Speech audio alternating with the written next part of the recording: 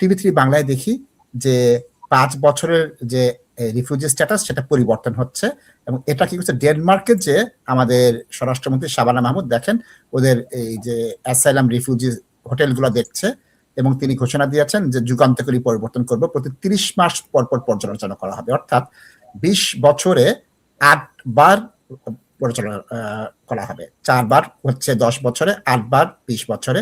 এই 20 বছরের জিনিসটা ছোট করে বলি, 20 বছর আগে বাংলাদেশের পরিস্থিতি ছিল কি, তখন বিএনপি সরকার ছিল 2006 সালে। 20 বছরের মধ্যে তত্ত্বাবধায়ক সরকার এসেছে, সেনা শাসিত সরকার এসেছে, আওয়ামী লীগ এসেছে, আবার বিএনপি চলে আসছে।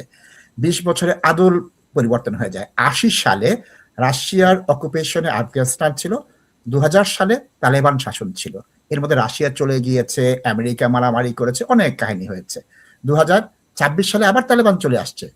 সুতরাং আমরা কি দেখতে পাই 20 বছরে আদল পরিবর্তন হয়ে যায়।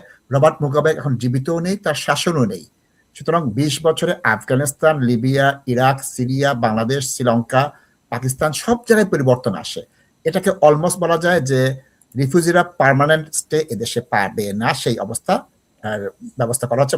20 বছর থাকবে, 30 মাস পর পর, 2.5 বছর পর পর এটা এক্সটেনশন করবে। এখন কথা হচ্ছে আপনারা কারা এইটাই এফেক্টেড হবেন, সবাই এটা নিয়ে চিন্তিত। এই বিষয়ে একদম সরাসরি মিনিস্টারিয়াল স্টেটমেন্ট আসছে, আমরা সেটা দেখিয়ে দিব। মিনিস্টারিয়াল স্টেটমেন্টটা কোথায়? এখানে পার্লামেন্টে আজকে শাবানা মাহমুদ এই ঘোষণাটা দিয়েছে।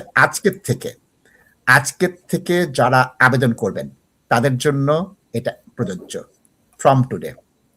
তাহলে আজকের থেকে যারা অ্যাসাইলামে আবেদন করছেন তাদের জন্য 20 বছর রুটে চলে যাচ্ছে অ্যাসাইলামটা। এর আগে যারা আবেদন করেছেন, অ্যাপিলে আছেন, ইন্টারভিউ দিয়ে দিয়েছেন, কারোই এফেক্টেড হবেন না। সুতরাং কারেন্ট 5 বছরের সিস্টেমটা থাকবে।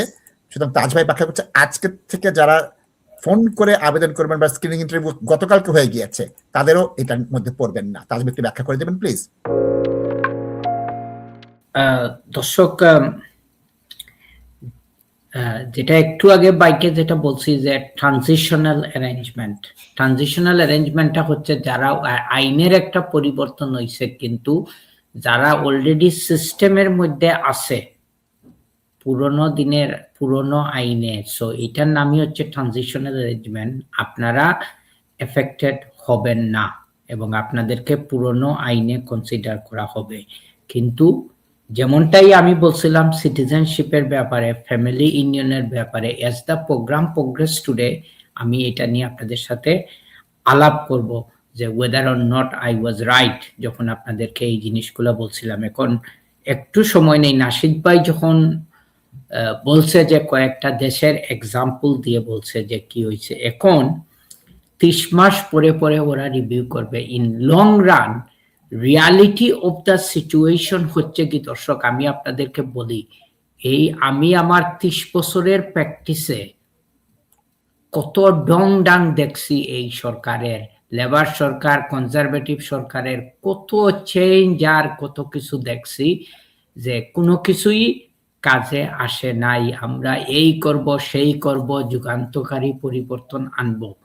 আপনারা দেখছেন যে লাস্ট যে ঋষি সুনাক সরকারের পরিবর্তন হয়েছে কি এই রুয়ান্ডা ইস্যু নিয়ে, যে রুয়ান্ডার যেটা করা হয়েছে, সরকার মানে মানুষের সাথে মিথ্যা কথা বলছে, ভুল তথ্য দিছে, এবং the information was against them whether or not Rwanda is a safe. Eventually তারা ফেল করছে, সরকারের টাকা পয়সা নষ্ট করছে।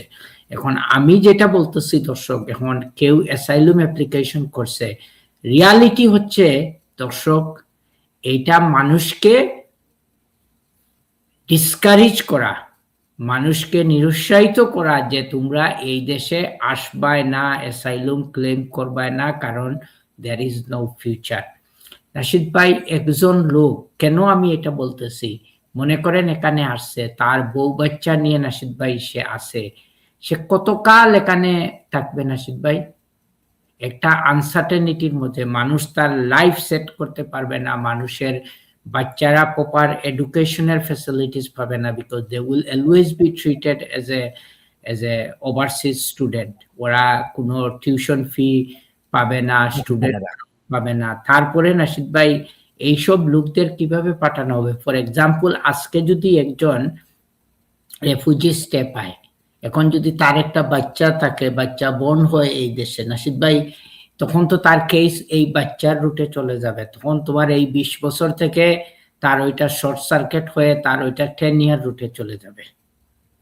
বাচ্চাদের যদি ইনডেফিনেট লিভ হয়ে যায়, বাচ্চারা ব্রিটিশ সিটিজেন হয়ে যায়, তখন ওইটা কি করবে? তো সরকারের দর্শক এই 20 বছরটা দিয়ে একটা তাদের পলিটিক্যাল গেইনের জন্য একটা মেসেজ দিবে পাবলিককে, যে দেখো আমরা কি সিস্টেম করছি, আমরা মানুষকে বন্ধ করতেছি। দিস ইজ জাস্ট এই পলিটিক্যাল গেম। এবং যেটা আপনারা দেখবেন, এই আইনটা আজকে 2nd of March, আমি তারশা আপনাদেরকে বলে গেলাম 2026 এ, time is 10:43 PM in the evening. রমজান মাসে আপনাদেরকে বলে গেলাম যে এই আইন টিকবে না, টিকবে না, টিকবে না। Soon or later the court will declare it, it is ইররাশনাল।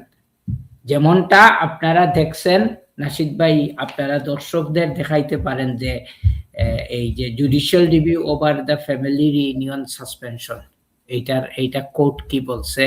সিটিজেনশিপের ব্যাপারে যারা ওভারস্টে করছে, ইলিগালি আসছে, যাদের অন্য ইমিগ্রেশনের অ্যাডভার্স রেকর্ড আছে, যেটার বিনিময়ে তারা বলছে যে মানুষের ব্রিটিশ সিটিজেনশিপ আটকাই দেখবে, ওইটাও কিন্তু জুডিশিয়াল রিভিউর মাধ্যমে চ্যালেঞ্জে আছে। কোর্ট ওইটা অ্যাকসেপ্ট করে নাই, বলছে এই আইন ঠিক না। যেমনটা আপনারা এখানে দেখেন স্ক্রিনের মধ্যে, ওইটা কি বলছে। জি তাজ ভাই, এটা সুবিধা হচ্ছে যে অল গ্রাউন্ডে এটাকে দেওয়া হয়েছে। অর্থাৎ আপনি কিন্তু এই গ্রাউন্ডগুলো বলেছিলেন যে তুমি একদিকে কনভেনশন মেনে চলবা, আরেকদিকে এটা করবে। এটা তো বেসিক ব্যত্যয় তাজ ভাই। এবিসিডি যে জানে সেটা করতে পারে না।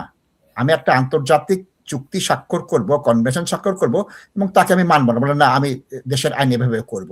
সুতরাং নাসিব ভাই, it's a breach of people's human rights. একজন মানুষ তার বউ বাচ্চা পালাইয়া আসছে, তো এখন তার কি হবে নাসিদ ভাই?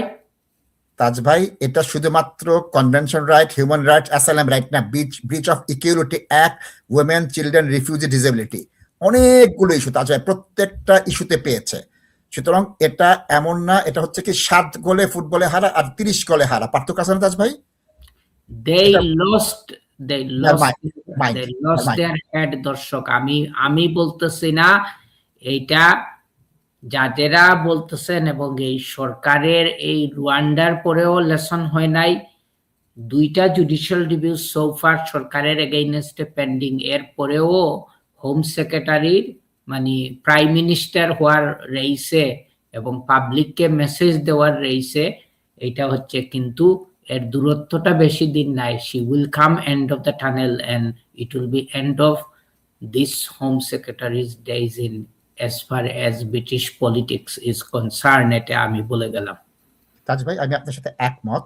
যেহেতু তারা উত্তরের যে বাই ইলেকশন সেটা জঘন্যভাবে হেরেছে, গ্রিন পার্টি জিতে গিয়েছে, রিফর্ম পার্টি সেকেন্ড হয়েছে, লেবার পার্টি থার্ড হয়েছে, এবং দেখা যাচ্ছে যে এই আগামী মে মাসের যে লোকাল ইলেকশন, সেখানে হয়তো বা লেবার পার্টি থার্ড বা ফোর্থ হয়ে যাবে। তখন এই কিয়ার স্টারমার প্রধানমন্ত্রী থাকবে না, শাবানা মাহমুদ প্রধানমন্ত্রী হতে যাচ্ছে। তিনি শুয়েল এবারম্যান হয়ে গেছেন, তিনি প্রীতি প্যাটেল হয়ে গেছেন তাজ ভাই। প্রধানমন্ত্রীর রেসে যাওয়ার প্রধানমন্ত্রী আর লিডার হওয়ার ওইগুলার, নাসিদ ভাই, আমার মনে হয় as far as she is concerned, এটা স্বপ্নই থেকে যাবে। স্বপ্ন দেখেছিল, প্রীতি প্যাটেল স্বপ্ন দেখেছিল, হ্যাঁ স্বপ্ন দেখছে, but they become one of the hated subject to their own community, the hated subject for British politics। কেউ কি তাদেরকে সম্মান করতেছে নাসিদ ভাই? অফকোর্স, যখন তার পার্টির সাথে ঝামেলা হয়ে যাবে, সেও শুয়েলার মতো সে ইউকেপে জয়েন করে দিবে আর কি। ধন্যবাদ তাজ ভাই, ধন্যবাদ।